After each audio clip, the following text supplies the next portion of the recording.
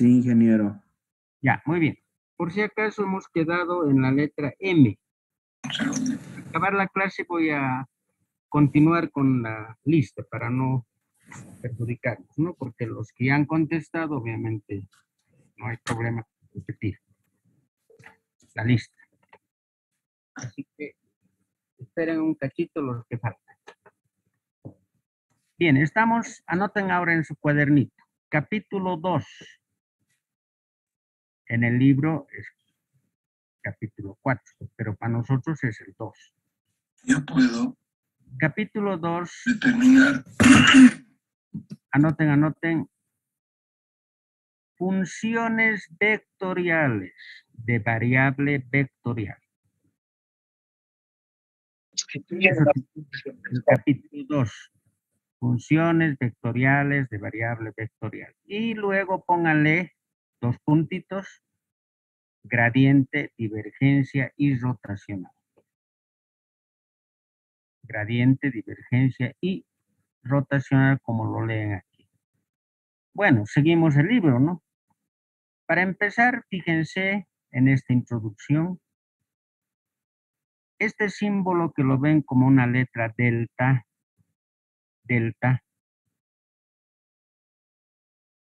se conoce como operador Nabla.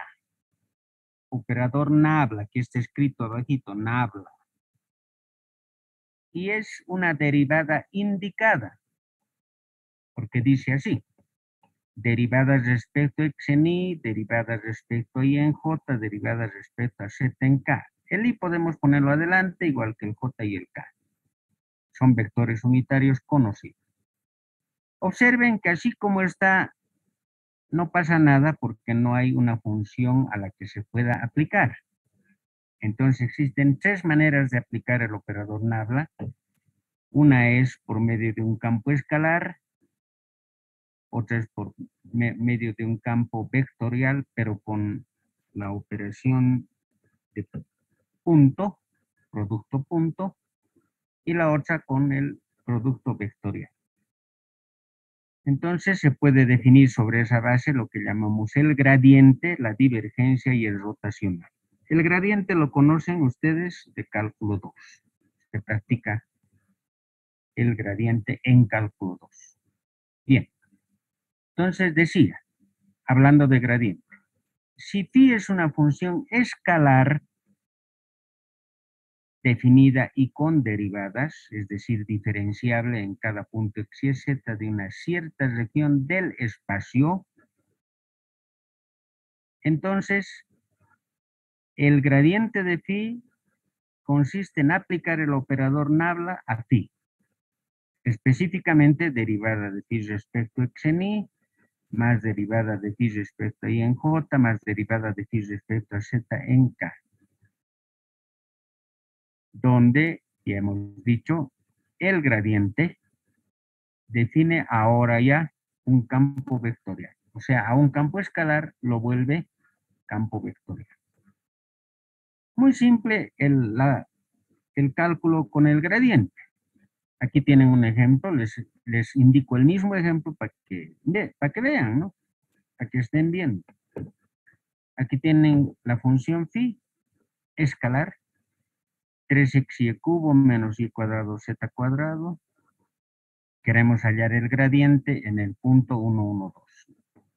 Simplemente aplicamos el operador, derivamos respecto a x primero, eso sería 3y cubo en y. Luego derivamos respecto a y, la derivada respecto a y sería 9xy cuadrado menos 2yz cuadrado en j.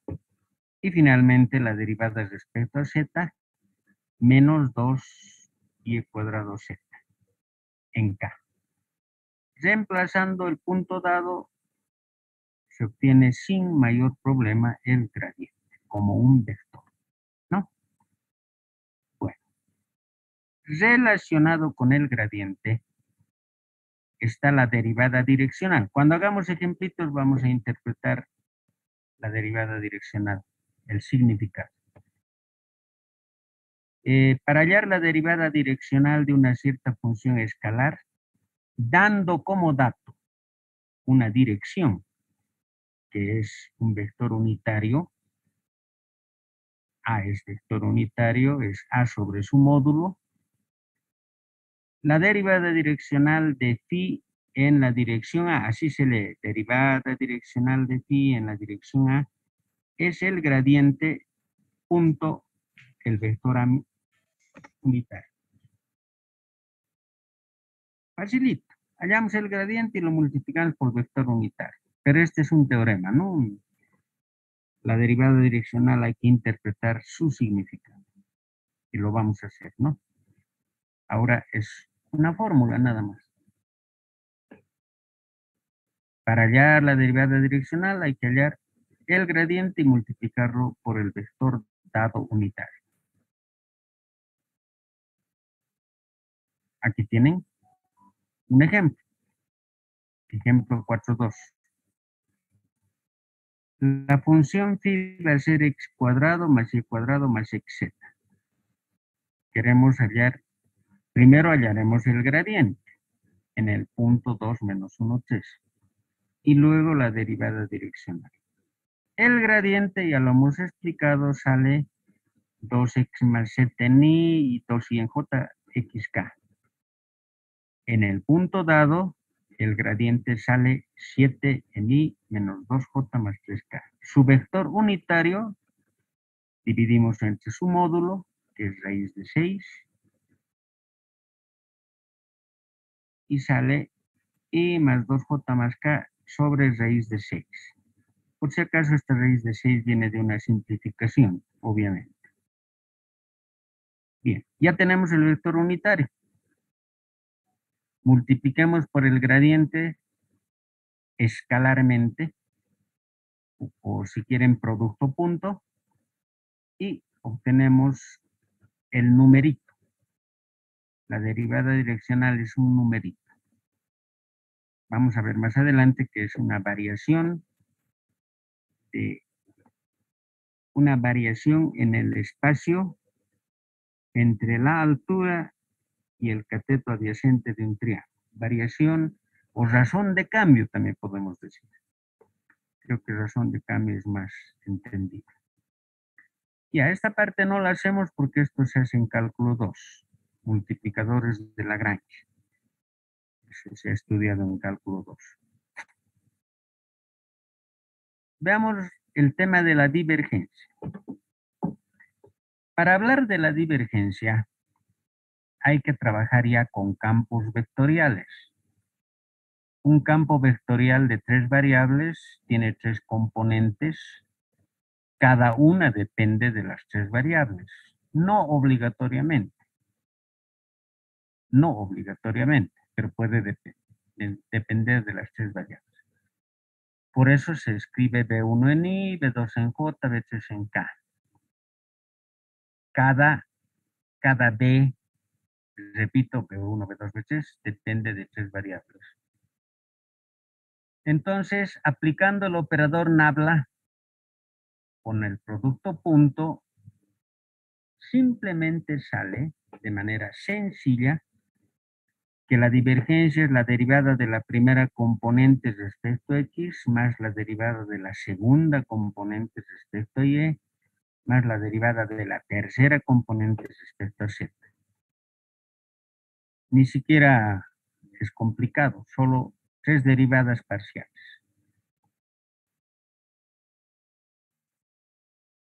Un ejemplo que lo están viendo, por eso lo explico, porque cuando uno habla sin que vean, de repente se...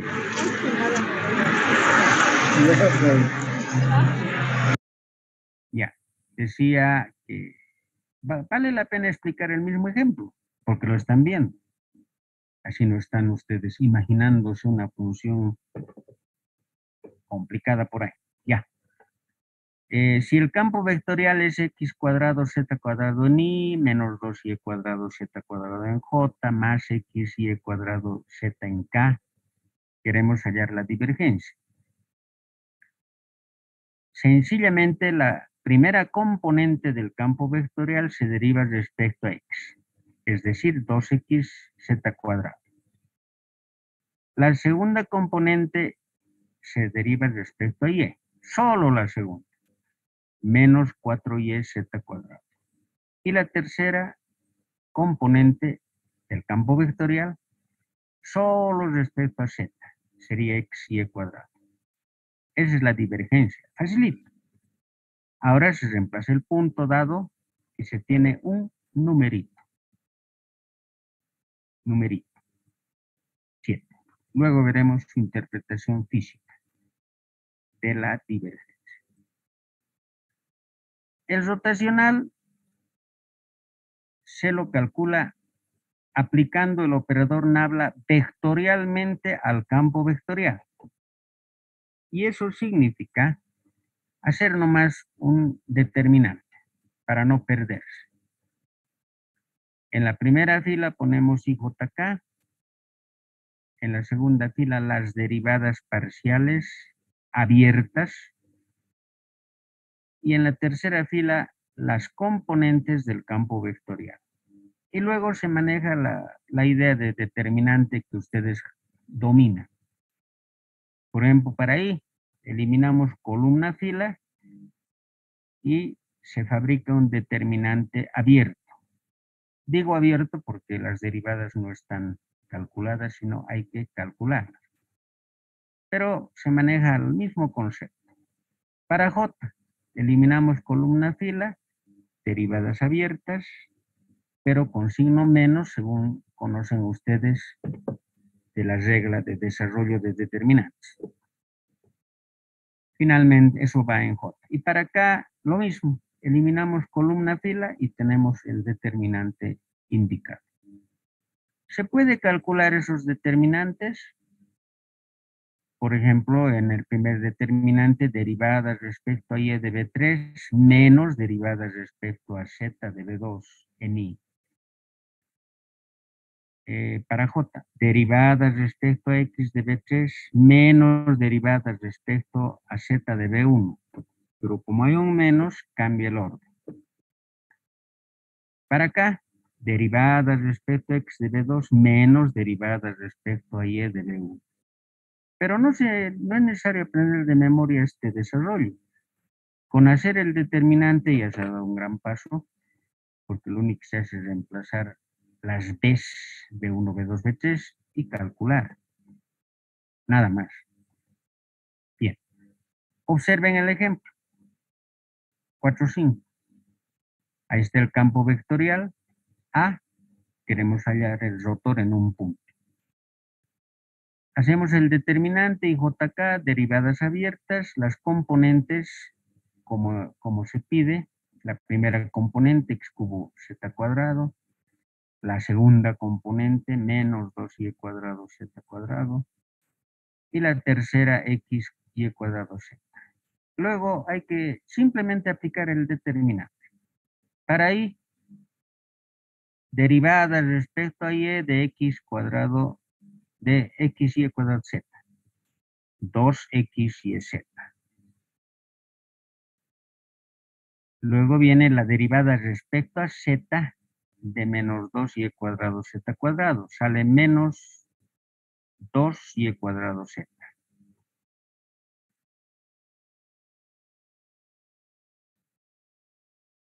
Si derivamos respecto a z, sale menos 4y cuadrado z al derivar.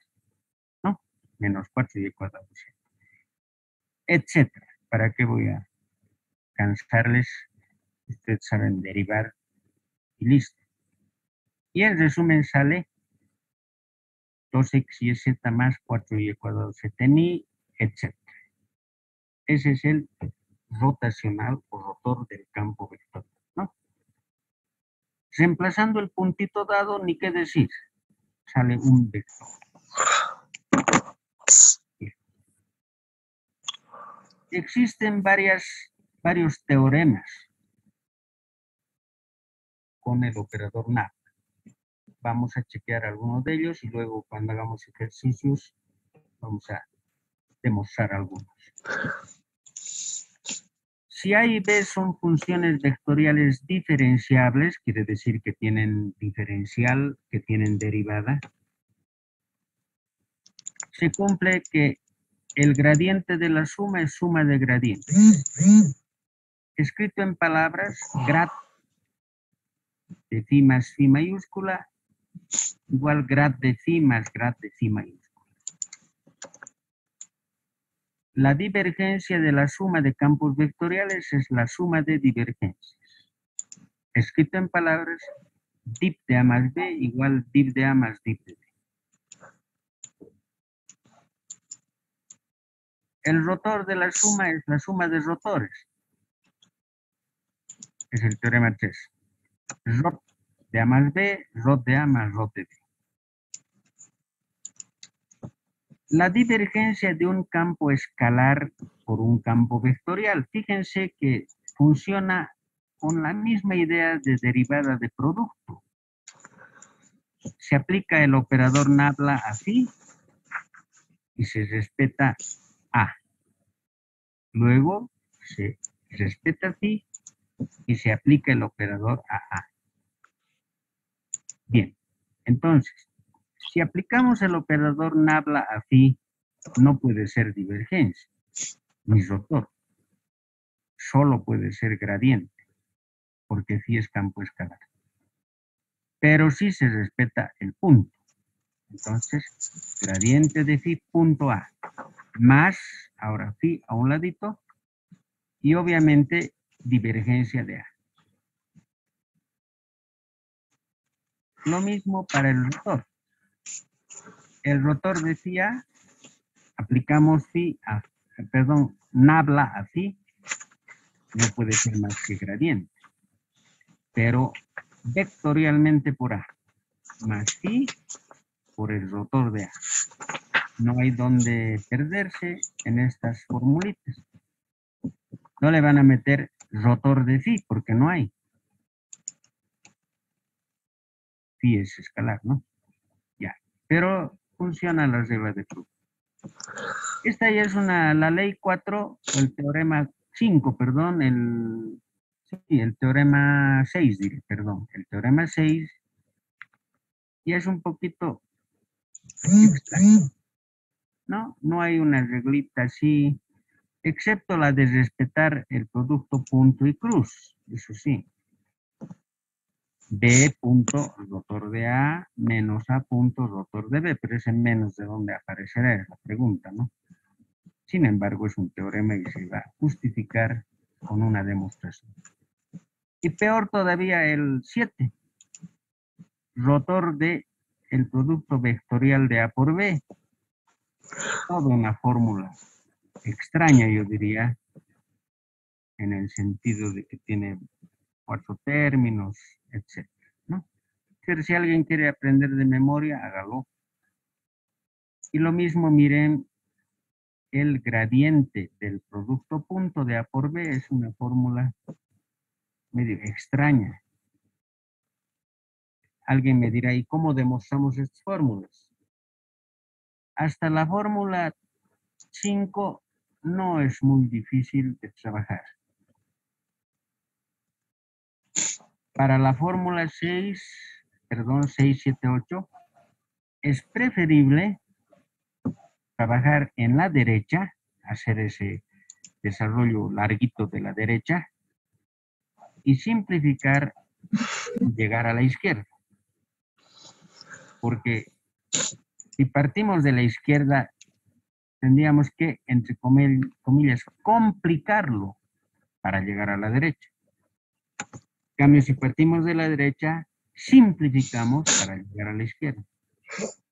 Y aún esa simplificación de la que estoy hablando tampoco es tan simple. Imagínense hallar el producto punto de B por el operador nabla flotando, y recién eso multiplicar por el vector A, etcétera, etcétera. Se hace moroso. Una manera de simplificar las demostraciones de los teoremas 6, 7, 8 es, como son dos vectores, uno de los campos vectoriales darle solamente una componente, digamos en I, y al campo vectorial B darle solamente 2 componentes, no 3. Con eso se simplifica este gran trabajo. Si en un examen se preguntara demostrar el teorema 8, sería para que le dediquen medio examen, medio tiempo del examen. Bien, solamente como comentarios, ¿no? Pero vamos a hacer algunos de los detalles. No el más fácil. Bien. Otras propiedades interesantes son la divergencia del gradiente. La divergencia del gradiente. Primero hallaríamos el gradiente de phi y aplicaríamos las derivadas, lo cual nos da a entender de que la divergencia del gradiente está formada por las segundas derivadas de phi respecto a x 2 veces, a y 2 veces, a z 2 veces. Esto se llama laplaciano, o sea, es la ecuación diferencial de Laplace. Laplace, aquí está escrito, laplaciano. Y se llama a ese operador que están viendo con una notación nabla al cuadrado. Cuando vean nabla al cuadrado es este operador. Se llama operador laplaciano. Ya, es otra propiedad importante, ¿no? Si queremos hallar la divergencia del gradiente, directamente las derivadas de segundo orden. El teorema 2, el rotor del gradiente es 0. Se lo puede demostrar cortita, es una demostración corta. La divergencia del rotor, 0 también. Es un poquito más larga la demostración. Y el operador nabla, o sea, diríamos, si el rotor del rotor de A es nabla por la divergencia de A, nabla aplicada a la divergencia de A, menos el laplaciano de A. Y un poquito extraño, ¿no? Laplaciano de A, porque el laplaciano arriba está definido para función escalar. Pero aquí el operador laplaciano hay que aplicarlo a las componentes de A. Por si acaso. Hay que hacer. Así como está, queda un poquito confuso. Pero hay que hacer para ver cómo se maneja. Este subtítulo de invariancia, no, esto lo llevamos en el capítulo de tensores, cuando se hace rotar sistemas de X. Bien, eso es entonces la teoría del capítulo 2. La próxima clase ya vamos a hacer ejercicios combinados de todo esto, ¿no? Bien, entonces acabaré de llamar la lista para luego despedirnos, ¿no? Los jóvenes que ya han contestado hasta la letra L ya pueden cortar. Ya, estábamos en L. ¿Alguien falta con L? Con M. 82, sí. 82, tú eres Mendoza Gustavo, ya. Con M. Ya. Con N también ya han contestado. Pero si hay alguien que falta, me dice. Con O. Con O. Con P. Con Q. Inge 94. ¿Cómo? 106 Inge. 106 Quispe Uncari. Ya. El 94 Inge. 94 eres Parra